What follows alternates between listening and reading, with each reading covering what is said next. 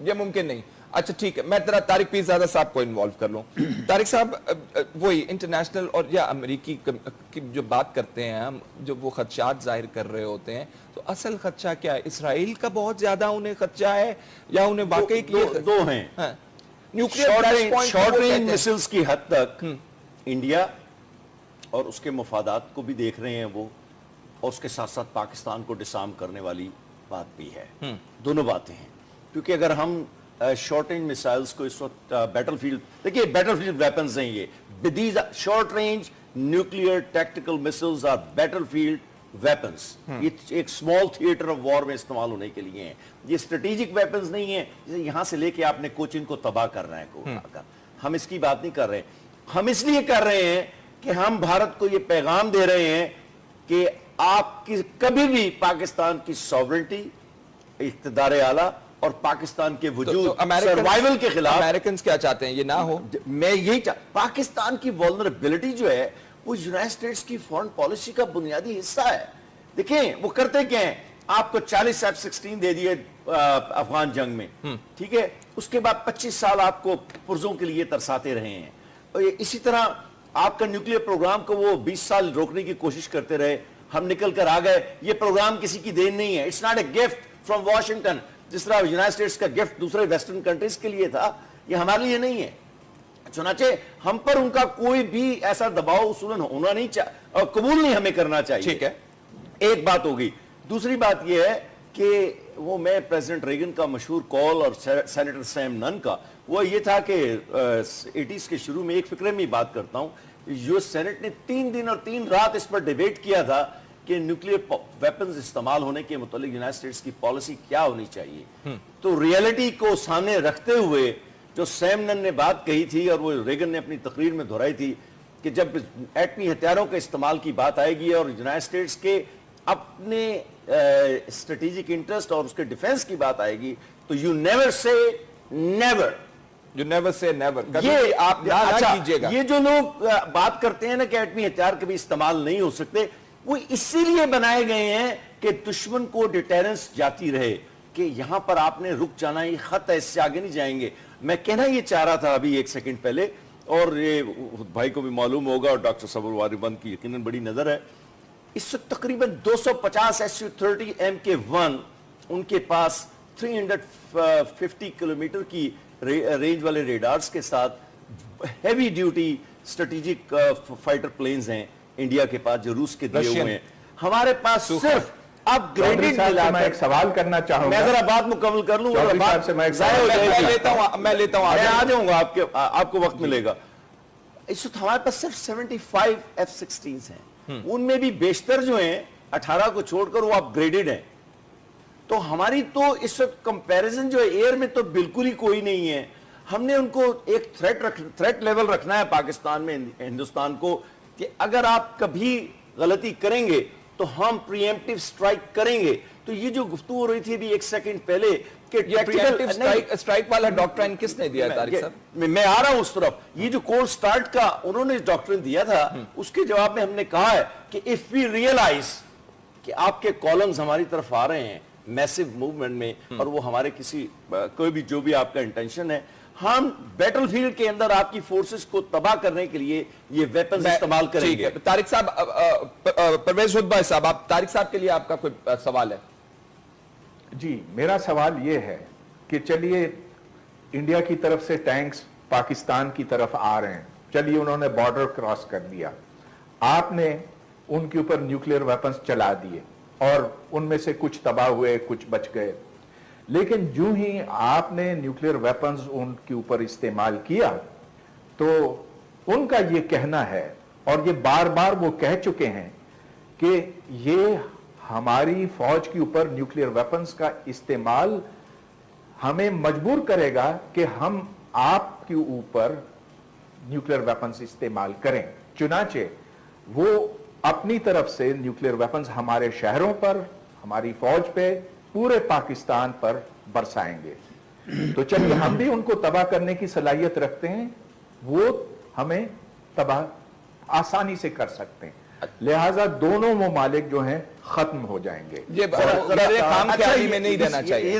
میں اسی کا جواب دے دوں کہ اگر ہم نے پہل کی نیوکلیئر ویپنز استعمال کرنے کی تو پھر ایسا ہی ہو سکتا. ٹھیک ہے, لیکن ہم نے کبھی نہیں کہا کہ جواب دے دوں ذرا سے جلدی سے.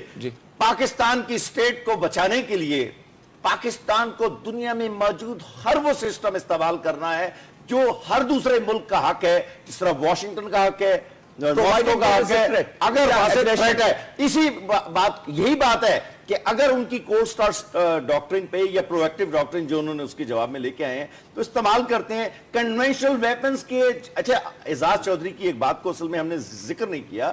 انہوں نے کہا کہ یہ جو گیپ ہے کنونشنل ویپنز کیپیبلٹی کے درمیان, اس کو پر کرنے کے لیے ہم نے ٹیکٹیکل نیوکلیئر ویپنز بنائے. ٹھیک, اگر اس بات کو سمجھنے میں مشکل ہے تو اس کا کوئی جواب. میں ایک بریک لے لوں, بریک کے بعد ہم بات کریں گے. ناظرین, یہ جنگی پرپسز کے لیے یا جنگی بنیادوں پر ہم نے نیوکلیئر ٹیکنالوجی کا استعمال جو ہے وہ تو سیکھ لیا, لیکن یہ پیسفل پرپسز جس سے ہم انرجی بنا سکتے ہیں اس کا استعمال نہیں ہے. اس کے لیے ہم خواہاں بھی ہیں کہ امریکہ ہماری اس پہ مدد کرے.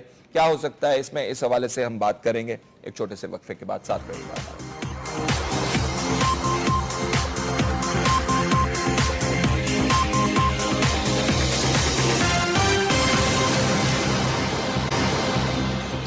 بریک کے بعد خوش آمدید ناظرین. ڈاکٹر سمر مبارک من صاحب, ہم نے ایٹمی ہتھیار بنا لیے وار پرپسز کے لیے یا ڈیفنس پرپسز کے لیے یا ڈیٹیرنس کے لیے, لیکن یہ جو پیسفل یوز ہوتا ہے نیوکلیئر ٹیکنالوجی کا جس سے ہم بجلی پیدا کر سکتے ہیں, توانائی پیدا کر سکتے ہیں, اس کے لیے ہم امریکہ سے کیوں مدد کے خواہاں ہیں؟ ڈاکٹر صاحب. میرا خیال ہے اتنے ہم مدد کے خواہاں نہیں ہیں جتنے امریکہ ہمیں مدد دینے کا خواہاں ہے اس وقت, اور وہ بھی اس ایوز کے ہم اپنا ابینڈن کر دیں ڈیٹرنس. تو یہ ڈیٹرنس جو ہے یہ ابینڈن نہیں ہو سکتا. جب پاکستان اور انڈیا کے درمیان کوئی ٹینشن ہوتی ہے اور ہم امریکہ کو اپروچ کرتے ہیں تو امریکہ کہتا ہے یہ آپ کا بائی لیٹرل معاملہ ہے, آپ اس میں طے کریں. جب انڈیا نے 40 ڈویژن فوج ریز کی تھی کولڈ سٹارٹ ڈاکٹرن کے تحت اور اس کو ویپن سے لیس کیا تھا, اس وقت امریکہ نے ان کو تو نہیں روکا جا کے کہ اب اس سے یہاں ٹینشن بڑھیں گی اور پاکستان کچھ اور کرنے پہ مجبور ہو جائے گا. تو جب اس کا ہم نے جواب نکال لیا تو اب ہمیں کس منہ سے وہ منع کر سکتے ہیں. تو یہ تو بات یہ میں کہنا چاہتا ہوں.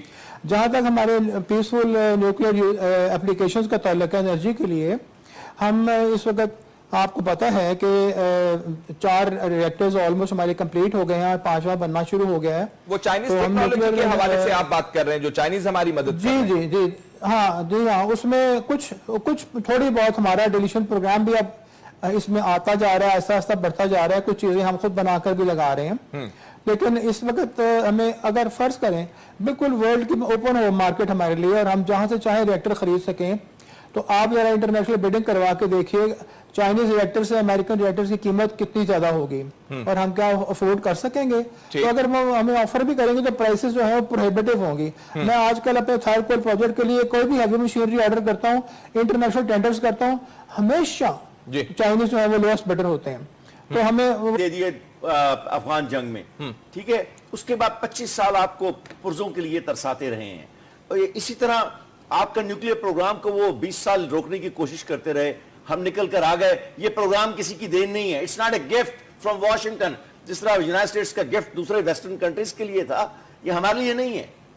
چنانچہ ہم پر ان کا کوئی بھی ایسا دباؤ اصولاً ہونا نہیں اور قبول نہیں ہمیں کرنا چاہیے. ٹھیک ہے, ایک بات ہوگی.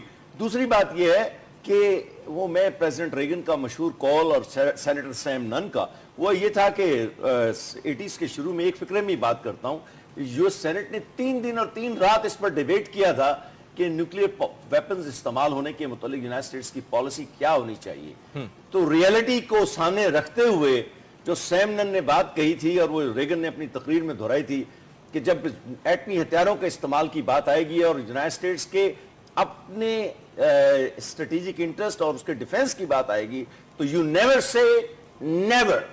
You never say never. یہ آپ نہ کیجئے گا. یہ جو لوگ بات کرتے ہیں نا کہ ایٹمی ہتھیار کبھی استعمال نہیں ہو سکتے, وہ اسی لیے بنائے گئے ہیں کہ دشمن کو ڈیٹرنس جاتی رہے کہ یہاں پر آپ نے رک جانا, یہ خط ہے, اس سے آگے نہیں جائیں گے. میں کہنا یہ چاہ رہا تھا ابھی 1 سیکنڈ پہلے और ये भाई को भी मालूम होगा और डॉक्टर सबुर वारिबंद की यकीनन बड़ी नजर है, इस वक्त तकरीबन 250 Su-30 Mk1 उनके पास 350 किलोमीटर की रेंज वाले रेडार्स के साथ heavy duty strategic fighter planes हैं इंडिया के पास जो रूस के दिए हुए हैं। हमारे पास सिर्फ अपग्रेडेड मैं एक सवाल करना चाहूंगा, मैं जरा बात मुकम्मल कर लूं, मैं लेता हूं, आ जाऊंगा, आपको वक्त मिलेगा। इस वक्त हमारे पास सिर्फ 75 F-16s हैं, उनमें भी बेशतर जो हैं 18 को छोड़कर वो अपग्रेडेड हैं।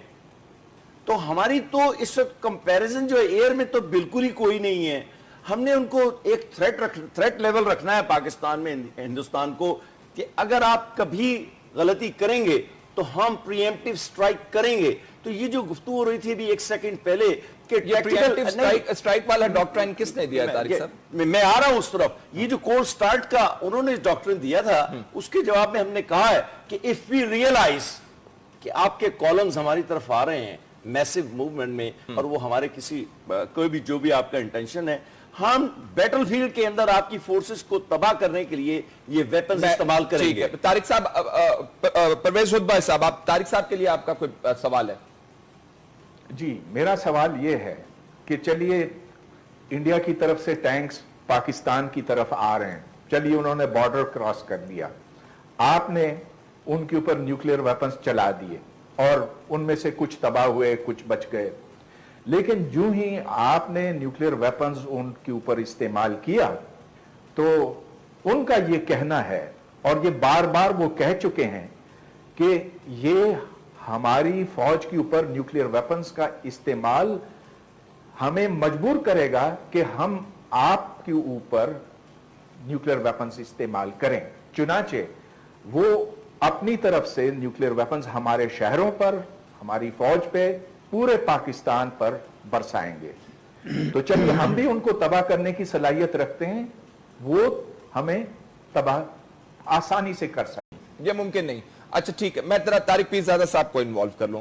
तारिक साहब, वही इंटरनेशनल और या अमेरिकी की जो बात करते हैं हम, जो वो खदशात जाहिर कर रहे होते हैं, तो असल खदशा क्या है? इसराइल का बहुत ज्यादा उन्हें खदशा है या उन्हें वाकई दो हैं। हाँ, शॉर्ट रेंज मिसाइल्स की हद तक इंडिया और उसके मफादात को भी देख रहे हैं वो, और उसके साथ साथ पाकिस्तान को डिसार्म करने वाली बात भी है। दोनों बातें हैं, क्योंकि अगर हम शॉर्ट रेंज मिसाइल्स को इस वक्त बैटलफील्ड, देखिए बैटलफील्ड वेपन्स हैं ये, these short range nuclear tactical missiles are battlefield weapons. ये एक स्मॉल थिएटर ऑफ वॉर में इस्तेमाल होने के लिए हैं, ये स्ट्रेटेजिक वेपन्स नहीं है जैसे यहां से लेके आपने कोचिन को तबाह कर रहे हैं। हम इसकी बात नहीं कर रहे, हम इसलिए कर रहे हैं कि हम भारत को ये पैगाम दे रहे हैं कि आपकी कभी भी पाकिस्तान की सॉवरेंटी, इख्तिदार आला और पाकिस्तान के वजूद, सर्वाइवल के खिलाफ अमेरिकन क्या चाहते हैं? ये ना हो। मैं यही पाकिस्तान की वल्नरेबिलिटी जो है वो यूनाइटेड स्टेट्स की फॉरेन पॉलिसी का बुनियादी हिस्सा है। देखें वो करते क्या हैं, आपको 40 F-16 रखते हैं, लिहाजा दोनों ममालिक जो हैं खत्म हो जाएंगे। ये काम क्या में नहीं रहना चाहिए। जरा मैं इसी का जवाब दे दूं कि अगर हमने पहल की न्यूक्लियर वेपन्स इस्तेमाल करने की, तो फिर ऐसा ही हो सकता है। ठीक है, लेकिन हमने कभी नहीं कहा कि जवाब दे दूं जरा से जल्दी से। पाकिस्तान की स्टेट को बचाने के लिए पाकिस्तान को दुनिया में मौजूद हर वो सिस्टम इस्तेमाल करना है जो हर दूसरे मुल्क का हक है, जिस तरह वॉशिंगटन का हक है, मॉस्को का हक है। अगर थ्रेट है, इसी बात, यही बात है कि अगर उनकी कोल्ड स्टार्ट डॉक्ट्रिन पे या प्रोएक्टिव डॉक्ट्रिन जो उन्होंने उसके जवाब में लेके आए हैं, तो इस्तेमाल करते हैं कन्वेंशनल वेपन्स के। अच्छा, एजाज चौधरी की एक बात को असल में हमने जिक्र नहीं किया, उन्होंने कहा कि ये जो गैप है कन्वेंशनल वेपन्स कैपेबिलिटी के दरमियान, इसको पुर करने के लिए हमने टैक्टिकल न्यूक्लियर वेपन्स बनाए। ठीक है, अगर इस बात को समझने में मुश्किल है तो उसका कोई जवाब। मैं एक ब्रेक ले लूं, ब्रेक के बाद हम बात करेंगे। नाज़रीन, ये जंगी पर्पसेस के लिए या जंगी बुनियादों पर हमने न्यूक्लियर टेक्नोलॉजी का इस्तेमाल जो है वो तो सीख लिया है, लेकिन ये पीसफुल पर्पसेस जिससे हम एनर्जी बना सकते हैं उसका इस्तेमाल